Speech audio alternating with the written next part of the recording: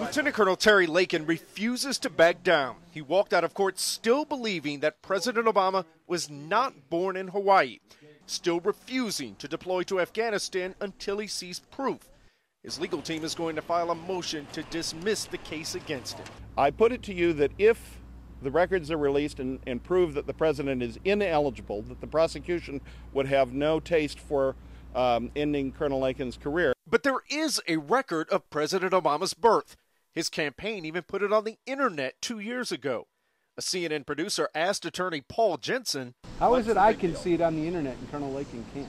Well, sir, I don't know what you're seeing, but I haven't seen an original long-form certificate signed by the doctor that gave birth to him, the very same document that Colonel Lakin was ordered to produce in order to deploy. That's the hang-up. Hawaii does not release actual birth certificates. It's a state policy.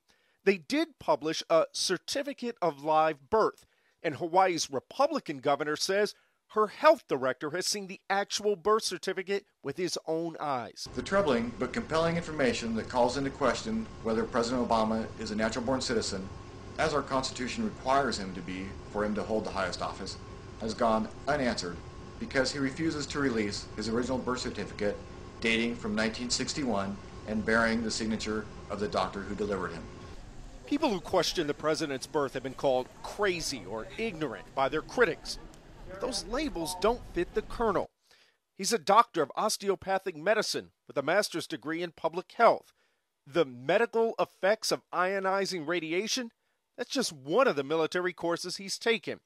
Lieutenant Colonel Lakin is deployed overseas 6 times, including Afghanistan, and was awarded the Bronze Star. Thing is, he's not alone. A new CNN opinion research poll shows that 27% of Americans now believe that President Obama definitely or probably was not born in the United States. Of course, that still leaves more than 70% majority who do believe the president is legitimate. Many of those folks think the birther argument is ridiculous. Chris Lawrence, CNN, Washington.